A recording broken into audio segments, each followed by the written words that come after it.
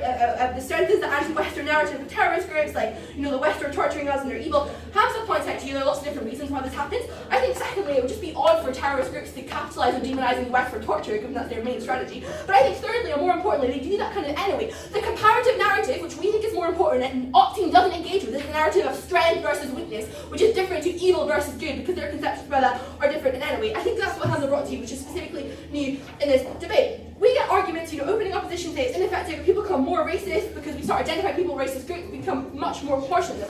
I think people know, I think what's important is that racism comes from fear and prejudice. Breaking down that fear and prejudice and that legitimacy that terrorist groups get to permeate every atom and isotone of your thoughts is the most important thing. I think this weighting almost shows what our extension becomes more important, because we stop that when we decrease their power, which we showed mechanism to do. I think a lot of the opposition problems are contingent on this policy being implemented in the worst way possible. For example, people won't come forward because they're scared. It's contingent on us torturing people who come forward, our whistleblowers, to give us information, which presumably we're not going to do. And obviously use it tactically and reasonably. Even when, opposition say people might be innocent. I mean, the motion is members of terrorist organizations, not suspected terrorist organizations. I think it's a reasonable fiat to be like, we have specific knowledge that they are doing this. But let's move on to specifically those principal concerns linked to that. Closing opposition, and this is what they add this, say, lots of people don't commit crimes, and therefore not doing this. Again, these are people, not the people we're going to be torturing if they're, victims that are forced to comply. If you willingly comply, that's complicity with an institution which is creating so much trauma and so much stress that is definitely a proportional punishment if you're actively facilitating that. But obviously, if you're a passive victim forced to comply, that's not something we would do. I think they assume the worst part of our case. This, I think, opening opposition explain this. They say, but you're essentially a victim regardless because you're told you're a better life, and therefore you have to comply with this. Our goal in closing government is to ruin the capacity of terrorist organisations to be able to say this, to be able to say you have to comply with us and you have to get a better life, because we're the only side that's powerful enough to do this. That narrative and that narrative of strength and control is something which can only be stopped down. We think that then stopping future people being indoctrinated in this becomes a bigger burden to be able to stop everyone being affected by this. I think that's specifically important. I think they want to talk about due process trial and all those things. First of all, I think those things happen before you torture someone, but more importantly, I think given that terrorism is unparalleled in terms of the style of organisation, the scale of the organisation, the urgency and the fear and the terror and the trauma which they instantly promote, you have to do reasonably necessary using our big intelligence services, using the scrutiny mechanisms which Hamza gives a much more detailed explanation of to do this. I'm very proud to propose. Ellen, the DPM opens his speech with an analogy to that.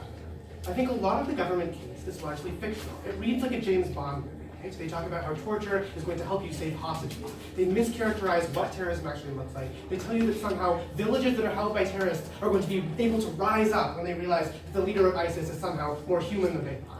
I don't think that any of that actually exists in the real world.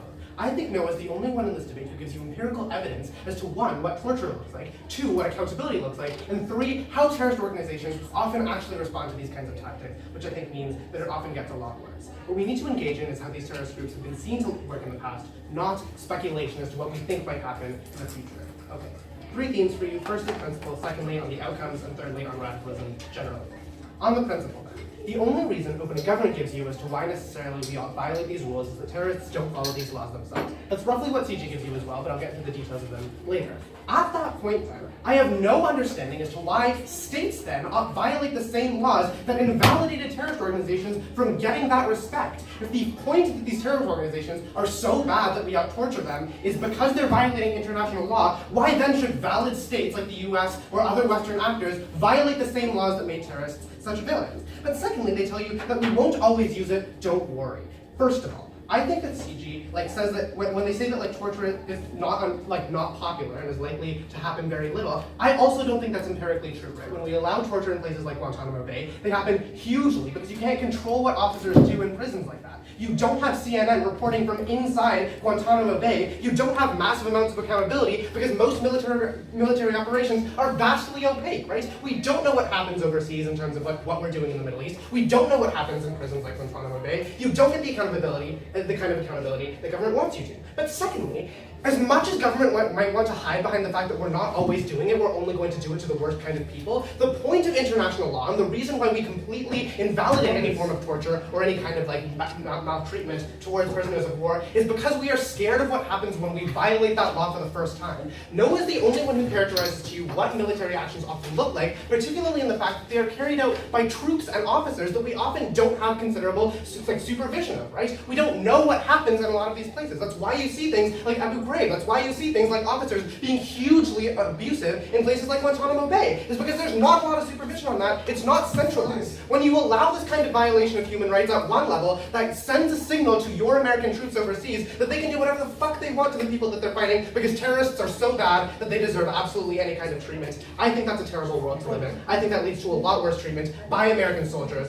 in places like the Middle East. Secondly then, the CG says, rules exist to be reciprocated. As long as one party violates the rules, you have free reign to do whatever you want. I contest that on face. Rules and principles do not exist simply because they are reciprocated. They exist because we care about the humanity of every single person in this world, and we want them to be respected. I think it is a morally atrocious thing to do, to torture literally any single human being, and I think it is on the burden of government that they have failed to tell us why we ought violate that kind of human principle by only saying that terrorist organizations violate these principles. But secondly, no one tells you why necessarily these terrorist organizations often are filled with people that haven't actively chosen to be in them, right? These people are often forced by necessity because their villages or towns are held by terrorists and they need them to access food for their families, right? The only response we get out of CG from this is oh, don't worry, we won't torture those people.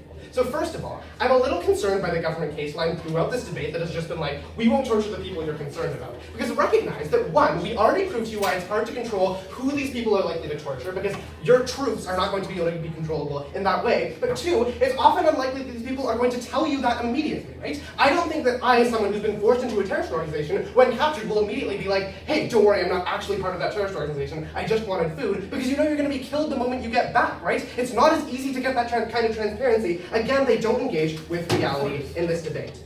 Secondly then, on outcomes, right? Government tries to stand on the idea that no matter what kind of moral principles we're violating, it's okay so long as you get better outcomes. First of all, no one tells you why torture and a lot of the methods that opening government stands on are empirically just not effective, right? We know that torture has never meaningfully helped us. The Senate did an very extensive report on this, and we found that torture often leads to just people lying more, right? Especially if government only wants to torture the biggest leaders and the hardest ideologues within terrorist organizations, it's extremely unlikely that you get meaningful information from that. But secondly, CG says, why don't we just humanize the leaders? They'll be seen as weak. Okay, two very important responses to this. First of all, you are not made to look weak. Again, they never give you meaningful examples as to when that has actually happened. No one gives you meaningful examples as to when that has not happened and when they become martyrs, right? You look at places like Al-Shabaab, you look at the IRA, where someone was kidnapped and tortured there. A bunch of terrorist organizations have had their leaders captured and treated poorly by governments. They become martyrs, people get way more radical. Yes, we don't, at that point, there is a huge impact towards further radicalism, right? I think that when Boko Haram sees things happening to their leaders, they are likely to capture more people. If government wants to stand on outcomes, but they are actively antagonizing a situation where more civilians will be harmed, I don't understand how their case stands. But secondly, even if you take CG at their absolute best, I don't think I want villagers in a ISIS-held village to rise up against ISIS that is holding that village, right? Even if they see the leaders more humanized, at the point at which that terrorist organization still holds their land, I don't want them running up at people who will shoot them. Okay. So simultaneously they claim, we don't know what happens in Guantanamo Bay, but magically they know to tell you the example that there's loads of torture there. Okay, but okay, also okay. no engagement with other stuff.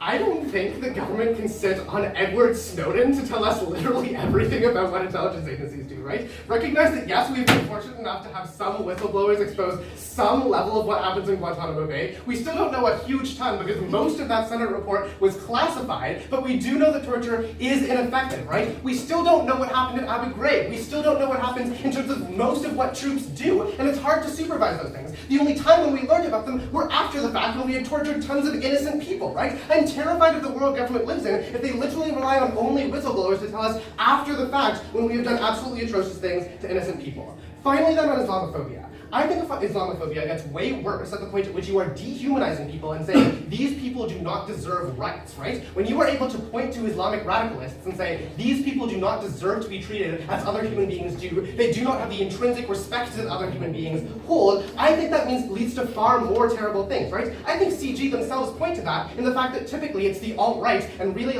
populist governments that fight for this kind of torture and fight for this kind of abuse, right? At that point, I think it leads to a lot more Islamophobic rhetoric and a lot more punitive rhetoric.